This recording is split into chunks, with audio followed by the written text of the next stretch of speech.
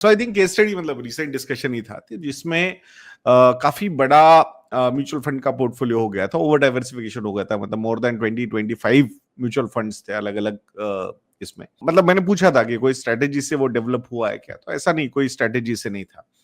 So I will not say that कि मतलब returns भी खराब थे वगैरह, बट कंट्रोल नहीं लग रहा था, मतलब चीजों पे कंट्रोल नहीं लग रहा था। तो मतलब we followed a proper financial planning process जिसमें पहले गोल्स डिफाइन किए गए, गोल्स को मतलब क्वांटिफाई किया गया, इन्फ्लेशन के साथ कितना रेट ऑफ रिटर्न चाहिए वगैरह सारे कैलकुलेशंस हो गए, एंड देन वी डिसाइडेड कि ये एलोकेशन अपना होना चाहिए। सो जो अल्टीमेट एसेट एलोकेशन जो बना वो कंप्लीटली गोल्स पे डिपेंड होके बना। मतलब कि भाई कोई गोल अगर मेरा लेस देन 3 ईयर ओल्ड है तो that money should go into fixed deposits. मतलब it's as simple as that कि भाई डेट का प्रोडक्ट है, डेट का प्रोडक्ट चाहिए आपको, एंड क्लियर वे है कि 1 साल में कुछ लगने वाला है, 2 साल में कुछ लगने वाला है, और 2.5 साल में कुछ लगने वाला है। तो उसी नंबर ऑफ डेज के आप सीधे एफडी कर दीजिए और वहां से वो पैसा आप निकाल लीजिए। तो इसकी वजह से क्या हो रहा था, अराउंड 15-20% का एलोकेशन जो था that was going towards fix income securities debt के साइड में। और अभी उनका जो ओवरऑल पोर्टफोलियो था जिसमें जो डेट था वो पीपीएफ में ही था, बाकी चीजें नहीं थी, और पीपीएफ की मैच्योरिटी काफी आगे की है। So then there is no point of keeping that money into PF. मतलब वो गोल के लिए पीपीएफ में पैसा रखने का कोई पॉइंट ही नहीं। जब मैच्योरिटी नहीं आएगी तो वो गोल कैसे रियलाइज किया जाएगा। सो देन पीपीएफ का पैसा मैप करना पड़ा रिटायरमेंट गोल के लिए, और ऑब्वियसली उसकी वजह से pre retirement rate of return जो था वो कम आ गया वहां पे, and that's so. But comfortably सारे गोल अचीव हो रहे थे, तो उससे कोई प्रॉब्लम नहीं था।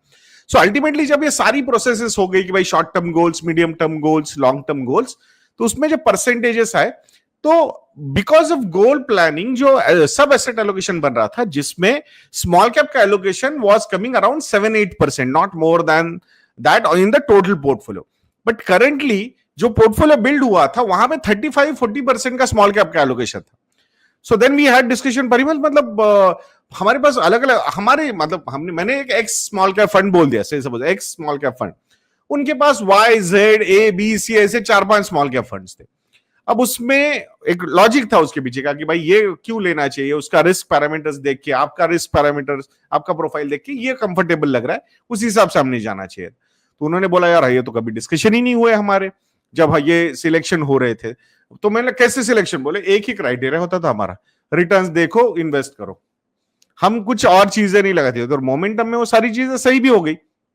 सो अब जब ये सब एसेट एलोकेशन डिसाइड हो रहा था because of the financial goals and the risk profiles and the investment horizon attached to those goals, तो that was coming around moderate risk profile आ रहा था। वो एग्रेसिव जो उनका था portfolio currently, that was not suggesting. But जब ये डिसीजंस लेने होते हैं तो लॉट ऑफ पीपल फील, मतलब उनको ऐसा लग रहा था यार अच्छे परफॉर्मेंस से हम बुरे परफॉर्मेंस में जाएंगे। अब ऑब्वियसली एफडी का परफॉर्मेंस बुरा ही लगेगा या डेट फंड का परफॉर्मेंस बुरा लगेगा कंपेयर टू इक्विटी, क्योंकि हम लॉन्ग टर्म में देख रहे हैं ना। मतलब प्रॉब्लम यही है, हम एप्पल ऑरेंज को कंपेयर कर देते हैं and then we start taking the calls. So नहीं, हमारे इसमें से कोई एक फंड रखते हैं, मतलब ठीक है चलो आपके इसमें से एक आधा स्मॉल कैप हम रख लेंगे, बट वो एलोकेशन भी आपके मिनिमम एलोकेशन से ज्यादा जा रहा था। So what is the point, जो आपको स्मॉल कैप रखना है उसका एलोकेशन तो आपको सेल तो करना ही पड़ेगा। बोले यार ये तो बहुत ही, मतलब ये एक्सरसाइज हो पाएगी क्या हमसे? सो अब करना तो पड़ेगा आपको। जब पूरा फाइनेंशियल प्लान बन चुका है, फाइनेंशियल गोल्स के हिसाब से हमने इन्वेस्टमेंट डिसाइड किए हैं, और उसका नतीजा था कि स्मॉल कैप में कितना, मिड कैप में कितना, लार्ज कैप में कितना, या मल्टी कैप में कितना, और कोई कैटेगरी में कितना, तो उस हिसाब से वो डिसाइड हो रहा था। एंड अगर आप ये सारी चीजें नहीं करोगे, so then what is the point of doing this financial planning process? So ultimately मुझे वही समझ में आ रहा है कि एग्जीक्यूशन इज वेरी इंपॉर्टेंट। अगर आप just for the sake of doing the financial planning अगर आप कर रहे हो तो there is no point. You will have to execute जैसे प्लान बना है हमारा, बिकॉज उसके पीछे एक थॉट लगा है, हमने लगाया हुआ है प्रॉपरली कि भाई ये चीजें अपने करनी है अपने को, अगर ये गोल्स अचीव करने हैं तो। हम चांस लेके गोल्स अचीव नहीं कर सकते। जस्ट इमेजिन कीजिए कि अभी हमने पूरा प्लानिंग किया हुआ है, और जब गोल रियलाइजेशन के टाइम हमारा अमाउंट अचीव हो रहा था, at that point of time, ये जैसे फरवरी मंथ का महीना रहा कि जहां पे 20-25% तक small caps went down index level पे, फंड्स लेवल पे अगर हम बात कर रहे हैं, तो आप कैसे अचीव करोगे अपने गोल्स? आप चांस लेके पैसा निकालोगे क्या इक्विटी से गोल रियलाइजेशन के लिए? इट इज नॉट, मतलब डिजास्टर हो सकता है आपके पोर्टफोलियो के लिए। So never do that. So that's why अगर प्लान बन चुका है और सिंप्लीफाई करना है उस चीज को, तो then this is the time to do that. अगर नहीं हो रहा है, take help from somebody and do that as, मतलब जैसे कि वैसा वो फॉलो होना चाहिए, क्योंकि देर इज अ मेथड उस पर लग चुकी है, प्रोसेस उसमें डिफाइन हो चुकी है, उस हिसाब से हम उसको फॉलो करना चाहिए।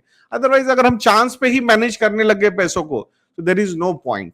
सो इसीलिए मतलब आई नो दैट कि lot of investors come to us look by seeing सत्संग, और उनको लग रहा होगा, तो अगर किसी ने अभी तक इंप्लीमेंटेशन नहीं किया है तो please do not procrastinate on that part.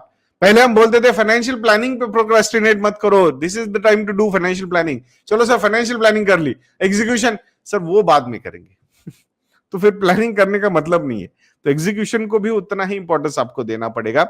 सिर्फ रिटर्न्स को देख के प्रोडक्ट्स को कंपेयर मत कीजिएगा। रिस्क एंगल बहुत बड़ा होता है कि किस टाइप का रिस्क उसमें इन्वॉल्व है उस पर्टिकुलर इन्वेस्टमेंट ऑप्शन में, और वो आपके रिस्क प्रोफाइल से और वो आपके इन्वेस्टमेंट होराइजन से और फाइनेंशियल गोल से मैच हो रहा है क्या, दैट इज वेरी इंपॉर्टेंट।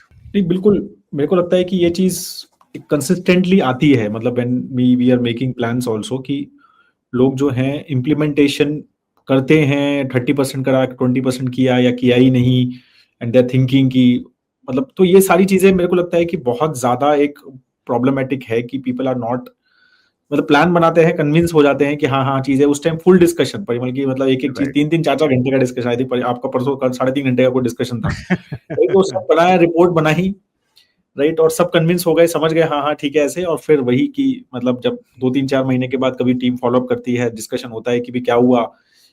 कुछ अभी क्लाइंट्स मेरे लास्ट वीक भी आए थे, 3-4 महीने के बाद प्लान बनाया था, दिसंबर में आया, तो फिर वही डिस्कशन हो रहा था। मैंने कहा कि सर हुआ कितना, मतलब वो अभी भी उनका यही था कि ये वाले स्टॉक्स मैंने लिए थे यार, ये तो गिर गए, ये मैंने कहा चलो बाकी चलो ठीक है, स्टॉक गिर गए, प्लान कितना इम्प्लीमेंट हुआ वो बताओ। तो कुछ भी नहीं हुआ। तो कहता नहीं अभी तो मैं सोच रहा हूँ ना, फिर मार्केट गिरने लग गया तो मैं थोड़ा सोचा कि चलो अभी थोड़ा रुक जाते हैं, फिर देखते हैं।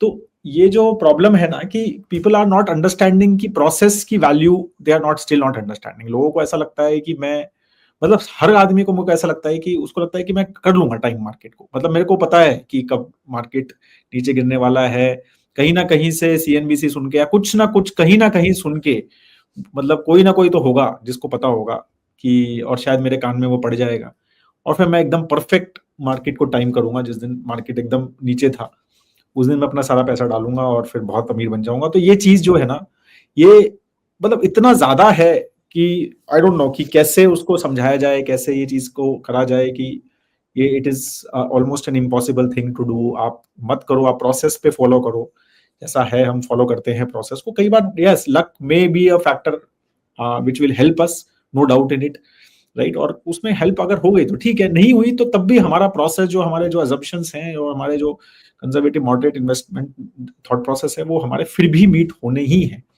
Right, because of our plan, क्योंकि वो वैसा ही बनता है टिपिकली।